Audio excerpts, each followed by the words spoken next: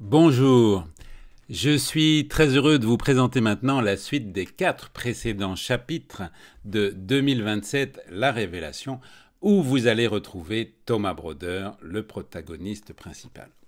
Si vous arrivez ici pour la première fois, vous n'allez absolument rien comprendre à ce que je raconte, alors stoppez tout de suite cette vidéo, retournez sur ma chaîne Field-O-One 5D pour commencer par le commencement, c'est-à-dire au chapitre 1. Vous trouverez le lien dans la description. Alors, bonjour à toutes, bonjour à tous, bonjour à tous les éveillés, les réveillés, les encore un peu endormis, les chercheurs de vérité, les vrais sceptiques, les faux sceptiques, les vrais lovers, les followers, les moutons noirs, les starseeds, les walkings, les atypiques inspirants, les asthmatiques expirés, les troubadours de lumière, les pionniers du nouveau monde, les galactiques infiltrés, les animaux domestiques, bref, bienvenue à tout le personnel au sol. Je suis Field-O-One, coach éclaireur et facilitateur de progrès. Repeat the line. Je suis Field-O-One, coach éclaireur et facilitateur de progrès. Je vous retrouve depuis Montréal, au Québec, afin de vous motiver à vous explorer vous-même et à incarner les changements que vous voulez voir dans le monde. Rappel des épisodes précédents.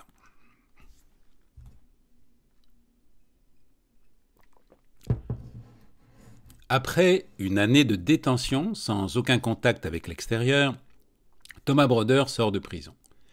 Il est pris en stop par Cédric, un jeune asiatique, au volant d'une 2 chevaux Citroën repeinte en noir. Les facultés télépathiques de Cédric troublent tellement Thomas qu'il lui demande de s'arrêter quelques kilomètres plus loin. Cédric lui propose alors de faire une petite marche dans le champ et le petit bois qui jouxte l'aire du parking de l'autoroute. Après y avoir découvert un cimetière sauvage, près duquel il manque d'être abattu par un tireur d'élite depuis un hélicoptère des forces noires, il s'aperçoit avec stupéfaction que la 2 chevaux noirs de collection a été dérobée. Thomas, en colère, se sépare de son chauffeur et est ensuite pris en stop par Vatsa, son parfait sosie, au volant d'une ambulance, qui après quelques kilomètres s'arrête pour offrir son aide aux occupants d'une voiture arrêtée sur le bas-côté dont le moteur s'était emballé et menaçait de prendre feu. Thomas, à qui l'ambulancier avait pourtant demandé de rester dans la voiture, sort pour porter main forte et se fait catapulter par un autocar lancé à pleine vitesse. Sous le choc, Thomas quitte son corps et fait une expérience de mort imminente. Après avoir traversé des zones troubles, il se retrouve enfin en 5e dimension. Guidé par Sakura, une jeune japonaise décédée à l'âge de 13 ans, qui l'emmène dans des paysages fabuleux, où un nuage lenticulaire fait son apparition dans le ciel, se densifie en un engin ovoïde qui atterrit devant eux. Débarquent alors de la soucoupe 4 personnages inattendus. Ces 2 guides et 2 galactiques, Yurik et Isaline. Voilà pour le rappel. Je vais donc maintenant me chapeauter de ma casquette de conteur et vous faire bénéficier gratuitement de ce livre audio raconté chapitre par chapitre afin de vous émoustiller les neurones dans le grand champ de conscience de nos imaginaires confondus. Pour les impatients, pressés de connaître la fin, ou pour simplement avoir le plaisir de lire l'ouvrage au complet avec votre Père Dieu, qui n'est pas aux cieux, mais bien ici dans vos orbites, je rappelle que vous pouvez l'acheter en un clic à la boutique de mon site field-one.com pour la modique somme de 427 roubles russes, qui au cours du jour correspond à 7 $ canadiens ou 5 € de l'Union européenne. 2027, la révélation, chapitre 5. 2027, la révélation, chapitre 5. Les 2 galactiques se postèrent de chaque côté de l'engin, tandis que les 2 hommes en toge blanche s'avancèrent vers moi. Le plus petit avait les yeux bridés, le visage enjoué d'un sage, qui semblait avoir tout compris. « Bonjour, Thomas. Je suis maître d'Ang. Je te suis, minute par minute, à travers tes incarnations depuis plus de 500 ans. C'est dire si je te connais bien. Bienvenue à toi. Je me courbai respectueusement, lui adressant un large sourire. L'autre homme s'exprima à son tour. Je percevais cependant que le ton de sa voix était plus austère. Il devait être beaucoup plus vieux que maître Dang, même si son visage à peine ridé ne le laissait paraître. « Bienvenue dans ta nouvelle dimension. Appelle-moi comme tu veux, peu importe mon nom. Le nom n'est qu'une courbe. Tu ne pourras pas rester ici trop longtemps, car sur ton système de troisième dimension, où ton corps physique accidenté t'attend, il s'est déjà passé 1 semaine de temps terrestre. 1 semaine, alors que je suis ici que depuis quelques minutes? Et depuis que nous parlons, 3 jours viennent de s'ajouter, ce qui fait 10 jours. Ton affaire mérite cependant que nous prenions tout notre temps. C'est paradoxal. Tu n'es pas au bout de tes paradoxes, renchérit maître Dang, en riant. Les 2 galactiques s'avancèrent à leur tour. La stature de la jeune femme, aux cheveux blancs, donnait à penser que sa fonction était importante. Le jeune homme, de type nordique, lui aussi portait des cheveux raides et blonds et longs. Ses yeux en amande étaient plus grands que les yeux humains, sans paupières ni sourcils. En découvrant son visage, je reçus une impression de déjà-vu. « Je m'appelle Yurik. Je suis le jumeau d'Alzaor que tu as rencontré lorsque tu étais adolescent, lors de ton accident en jet-ski sur le lac des 2 montagnes. Accident qui t'avait déjà catapulté en 5e dimension. Tu te souviens? Cet épisode incroyable de mon adolescence, qui avait été occulté à ma mémoire, me revint en effet. Et voici Isaline, ma sœur, que tu avais également rencontrée. Elle dirige maintenant le vaisseau mère que nous allons rejoindre. « Nous allons sur un vaisseau ?» m'écriai-je comme un enfant à qui l'on propose un nouveau jouet. Les 4 partirent à rire. Puis ils formèrent un cercle autour de moi. Ils levèrent leurs mains, bras tendus, pour former une sorte de dôme au-dessus de ma tête. Je reçus alors une douche de lumière bienfaisante. Je compris que mon corps éthérique, dans lequel j'étais venu, devait subir un nettoyage, afin de supporter les hautes fréquences des dimensions supérieures. Des 8 mains, maintenues en couronne au-dessus de mon crâne, s'échappait une lumière blanche, vivante et vibrante, qui pénétrait en moi par la fontanelle. Son accélération vibratoire provoqua un effet inattendu. Mes vêtements, ou plutôt l'image virtuelle de mes vêtements, se dissolvèrent comme par enchantement. Je me retrouvais nu, comme un ver, au milieu du cercle des 4. Je ne ressentais cependant aucune gêne, tant les regards posés sur moi étaient bienveillants. Puis la lumière vira au bleu. Je sentis un picotement rigolo au pourtour de mon corps énergétique. Un tissu dermique bleu-argent de 4 mm d'épaisseur se matérialisa peu à peu en épousant mes contours. En quelques secondes, je fus revêtu de la même combinaison moulante que Yurik et Isaline. « Oh, merci !» lançai-je au groupe. « Je me sens mieux comme ça. » Puis, m'adressant à mes guides, « Et vous, votre toge vous suffit ?» Sans vouloir rabaisser notre frère et notre sœur galactique, exposa maître Dang, nous venons d'une dimension légèrement supérieure en termes vibratoires. Nous pouvons nous matérialiser selon les molécules ambiantes. Nous avons choisi un aspect de sage en toge blanche pour mieux coller à ton imaginaire, Thomas. Mon guide poursuivit. Mais nous aurions pu aussi bien nous matérialiser en chaboté ou en marsipulami, ajouta maître Dang en riant. Mes 4 hôtes brisèrent le cercle. Isaline m'invita à entrer dans l'engin spatial composé d'une matière que je n'avais jamais vue sur Terre, entre le métal et le plastique. Cette navette spatiale semblait avoir une conscience. Je la sentais respirer lentement, comme un robot vivant habité par la sagesse d'une baleine et la vivacité d'un guépard. Isaline s'installa à l'avant de l'appareil dans un fauteuil-coque entouré de cadrans lumineux à côté de Yurick, le copilote. Je pris place, tout comme mes guides, sur une banquette qui s'ajusta précisément à mes formes. Sensation de milliers de minuscules doigts qui palpaient ma peau afin que la matière épouse tous mes contours dans les moindres détails.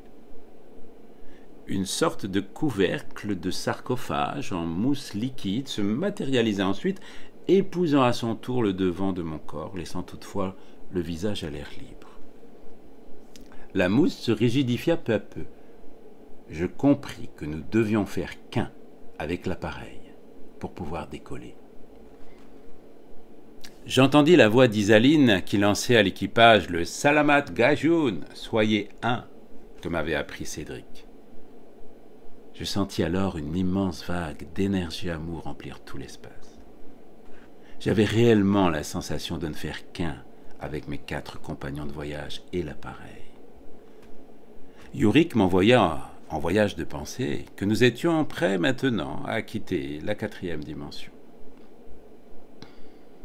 Comme le chef de cabine d'un avion de ligne, il annonça que nous allions traverser la 5e puis la 6e dimension en quelques secondes de temps terrestre, en empruntant un passage spatio-temporel connu sous le nom de couloir des anges.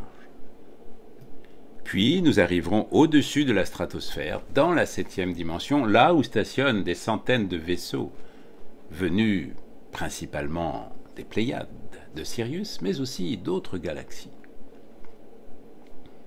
Dans un spasme de diastole sauvage, l'accélération vertigineuse du décollage étirèrent mes corps subtils à l'infini, me faisant craindre un instant que j'allais me disloquer dans l'espace. Puis, la systole qui suivit ramena la cohésion entre toutes les parties de moi-même.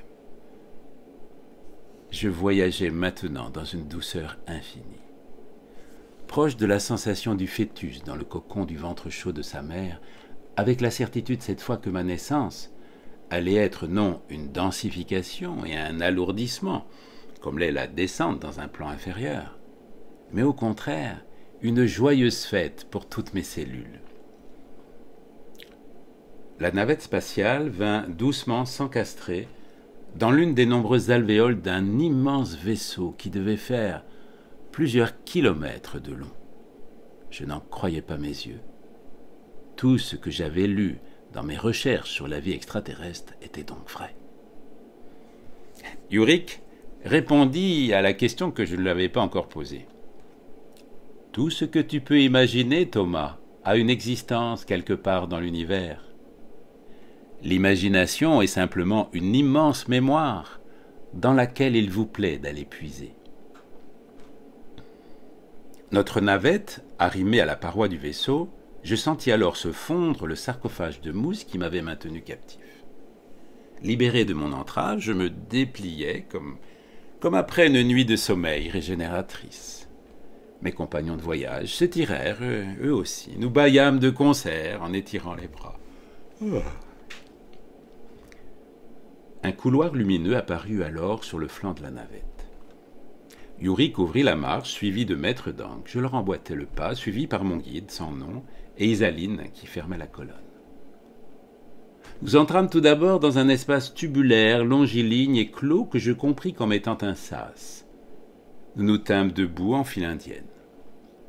L'image me vint que nous étions dans une station de lavage galactique et que nous allions tous subir un nettoyage à jet haute pression.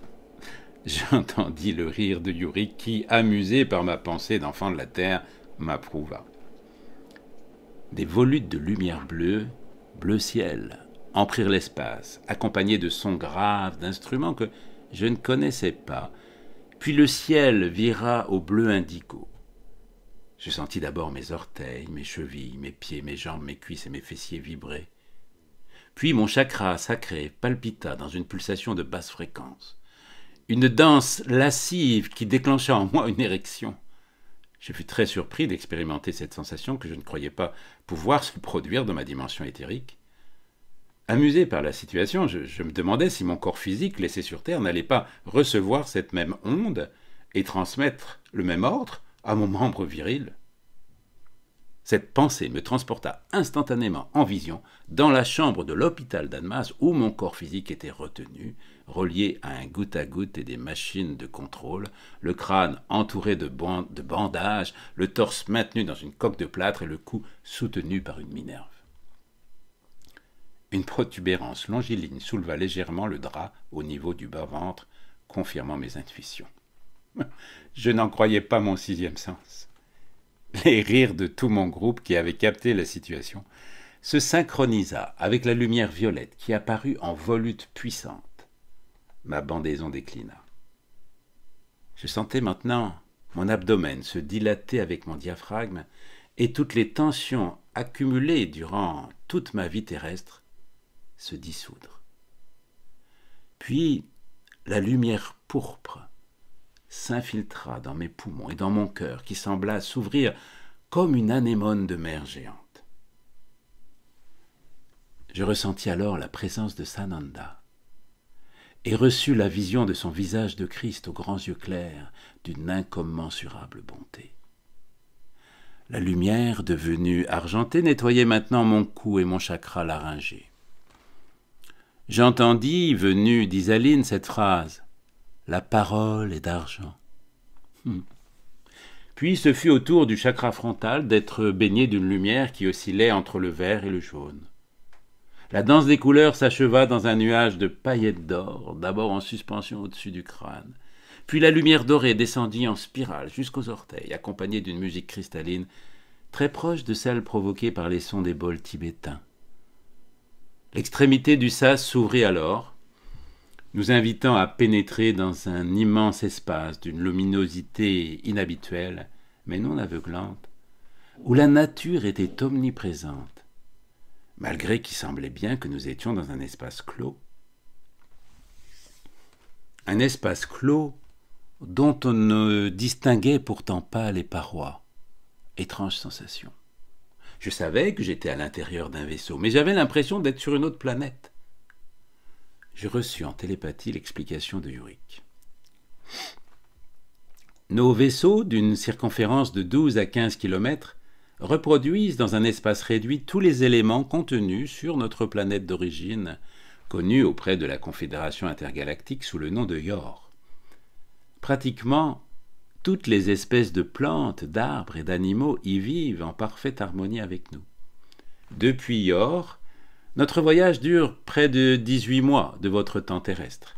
Il faut que les occupants des vaisseaux puissent y évoluer avec le maximum de confort. C'est pourquoi. Notre petit groupe n'attendit pas longtemps dans la zone d'accueil. Isaline fut rejointe par 2 autres femmes qui lui ressemblaient trait pour trait. Beaucoup d'entre nous ont choisi d'être des triplés, 3 en 1. C'est une particularité des Yoriens, m'expliqua-t-elle dans un large sourire. Je te laisse avec Yurick et tes guides, Thomas. Bon reformatage. Je compris que ce triumvirat féminin était la plus haute instance du vaisseau. Ces 3 femmes en assuraient la gouvernance. Je fus surpris de constater que la hiérarchie, comme on l'entendait sur Terre, n'existait pas ici. Je me plus à penser que si la Terre était dirigée par des femmes, la planète ne connaîtrait plus la guerre depuis longtemps. Une coque taxi, sans chauffeur, en forme de demi-œuf, flottant à quelques centimètres du sol, s'arrêta devant nous. Yurick sourit de me voir ébahi. « Eh oui, Thomas, il est plus facile d'obtenir un taxi chez nous que dans vos cités d'en bas. Il suffit seulement d'envoyer une pensée. Si la pensée est juste, l'acte suit. » Yurick et moi prîmes place sur la banquette avant, mes 2 guides à l'arrière. Yurick posa sa main à plat sur le tableau de bord, qui ne comportait qu'un cadran de verre, et le véhicule se mit en marche dans un parfait silence. « Tu n'as pas besoin de lui dire où on va ?» demandai-je à Yurick. « Dans quelque temps, vous pourrez communiquer comme nous avec vos machines, Thomas. Mais vos pensées sont pour l'instant beaucoup trop chaotiques. Si tu avais posé ta main sur le cadran, il y a fort à parier que le taxi se serait cabré comme un cheval affolé. » Le voyage à l'intérieur du vaisseau fut un enchantement. Tous les êtres que nous croisions, hommes, femmes, enfants, adolescents, étaient d'une beauté parfaite. Tous avaient le sourire aux lèvres, de grands yeux bienveillants. Les paysages ressemblaient à ceux que nous avons sur Terre, mais avec des variétés d'arbres et de fleurs totalement inconnues, parées de couleurs inattendues. Comme ce petit lac violet où se baignaient des enfants nus. Notre taxi stoppa sa course devant un bâtiment de verre en forme de sphère. Quelques secondes plus tard, nous étions installés dans une salle de cinéma où se déroula en privé devant moi un film en 3D pour le moins surprenant.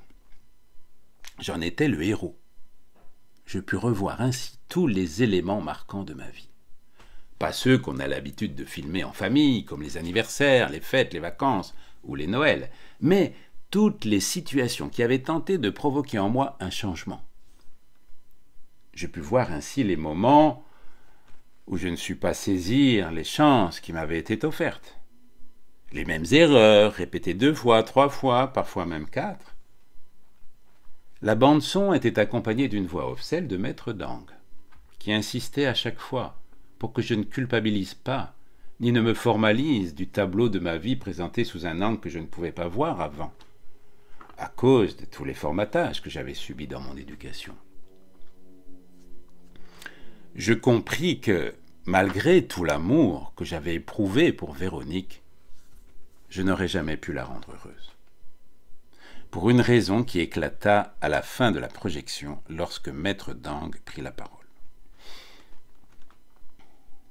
Avant de t'incarner, Thomas, tu n'as pas choisi une vie de moine. Tu l'avais déjà vécue au Tibet 5 siècles plus tôt. Tu n'as pas choisi non plus une vie traditionnelle de père de famille, tu l'avais déjà vécue de nombreuses fois. Tu as choisi ce que peu d'hommes et de femmes osent choisir, afin de rapprocher peu à peu l'humanité de son androgynie originelle. Afin d'aider au rééquilibrage du yin et du yang présent en chacun de nous, homme ou femme, tu as choisi, Thomas, de connaître davantage le féminin en toi, dans ta peau d'homme. Autrement dit, d'expérimenter une vie que vous appelez aujourd'hui sur Terre homosexuelle. Dans les tribus des Premières Nations amérindiennes, le fait d'être un two-spirit représentait un cadeau rempli de promesses et de potentiel. Pourtant, malgré les nombreux garçons que nous t'avons envoyés, tu les as tous repoussés, préférant te conformer aux normes bien pensantes d'une société qui a tant de mal à accepter les différences. Tu étais donc en disharmonie avec ton plan de vie. Le péché n'est pas de mal faire. Le mal et le bien, tel que vous l'entendez sur Terre, n'existent pas dans les plans supérieurs. Le péché est simplement d'être en désaccord avec sa conscience, sa mission de vie. Le péché est de s'opposer à ce que votre nature vous demande d'accomplir. Je n'en revenais pas d'entendre un tel discours. Je mesurais la chance exceptionnelle que j'avais de pouvoir recevoir de la part d'un sage des paroles d'une telle bienfaisance, mettant fin à des années de dilemme. Mon guide sans nom prit la parole à son tour. Thomas, il faut que tu saches que tu n'as pas pu jusqu'à maintenant accomplir ta véritable mission dans la société, en grande partie parce que tu as refusé de vivre tes amours tels que nous les avions programmés avec toi avant ton incarnation. La sexualité sacrée peut exister entre 2 hommes, entre 2 femmes, ou entre un homme et une femme. C'est l'union de vos parties yin et de vos parties yang. Cela n'a rien à voir avec la procréation. Si tu l'acceptes, tu pourras accomplir ton chemin de vie tel que nous l'avions programmé ensemble. La deuxième bonne nouvelle, c'est que tu vas pouvoir redescendre avec des pouvoirs considérablement accrus. « Mais je ne veux pas redescendre, je suis trop bien ici !» m'écriai-je. Quand tu auras compris quelle est ta véritable mission de vie, Thomas Broder, tu commanderas à ton fil d'argent de se rétracter comme un élastique pour réintégrer ton corps physique, crois-moi. Tes années de souffrance sont derrière toi. L'accident que tu viens de connaître sur Terre est le dernier mauvais coup qu'il t'était nécessaire de vivre. Ne me dites pas que c'est vous qui avez provoqué cet accident quand même. provoquer n'est pas le mot juste, mais nous avons participé à sa réalisation, en accord avec d'autres guides, avec tes anges gardiens et notre Père Mère Source. Rien n'arrive par hasard. Tous les événements que vous vivez sur Terre sont des co-créations conscientes. Soit elles sont programmées avant la naissance, soit elles sont ajoutées à votre itinéraire, toujours dans le même but, celui de progresser, d'élever votre niveau de conscience. Maître Dang me fit signe de le suivre. Mon maître sans nom et Yurick posèrent chacun une main sur mon épaule pour m'inviter à emprunter le corridor à la gauche de l'écran. Après quelques pas, nous débouchâmes dans une petite pièce ovale de couleur blanche, dont le centre était occupé par une sorte de table de massage encastrée dans un bloc de marbre. Les parois de la pièce blanche étaient placardées d'appareils électroniques et d'écrans de contrôle. Yurick se détacha du groupe, il pesa sur divers boutons et m'invita à m'allonger sur la table d'opération. Il posa ensuite des électrodes sur ma boîte crânienne, mes tempes, mon front. Mes deux guides postés de chaque côté de moi avaient joint leurs mains dans une attitude de méditation. Devant mon air inquiet, Yurick prit la parole. « Thomas, mon frère des étoiles, tu as été amené sur ce vaisseau pour bénéficier d'une restructuration complète. Nous allons réactiver tes 10 brins d'ADN, de tes cellules qui étaient restées en sommeil, nettoyer tes mémoires qui ralentissaient ton évolution, et ajouter des programmes qui se mettront automatiquement en route dès que tu en auras besoin. Mais, afin de ne pas perturber ta conscience, tous les événements que tu auras vécus ici, depuis ta sortie hors corps, incluant ce voyage astral et ta visite du vaisseau, seront effacés de ta mémoire. » Je ressentis la chaleur des mains fines de Yurick entourer mon crâne, puis ma poitrine. Je sombrais dans un trou noir. Et voilà, chers écouteurs, je vous raconterai la suite la semaine prochaine. Vous pouvez vous procurer ce roman, 2027, La Révélation, dont je suis l'auteur, en e-book, en un clic, à la page boutique, pour 7 $ ou 5 €. Si vous avez aimé écouter cette histoire écrite avec des mots écrits, c'est peut-être bien que vous aussi, vous avez envie d'écrire des histoires, des contes, des poèmes, des slams, des chansons, et de les raconter, de les interpréter, de les chanter. Alors, je vous signale que je serai en France cet été avec 2 stages en résidentiel qui pourraient bien révéler la conteuse, le conteur, l'actrice, l'acteur, la slameuse, le slameur, la chanteuse, le chanteur, la poétesse ou le poète qui ne demande qu'à se faire entendre, elle aussi, et lui aussi, vous aussi, peut-être. Ça se passe le dernier week-end de juillet sur 2 jours pour les troubadours de lumière, révélez-vous, et le premier week-end d'août sur 3 jours cette fois pour troubadours de lumière, affirmez-vous, avec un petit spectacle co-créé à la fin.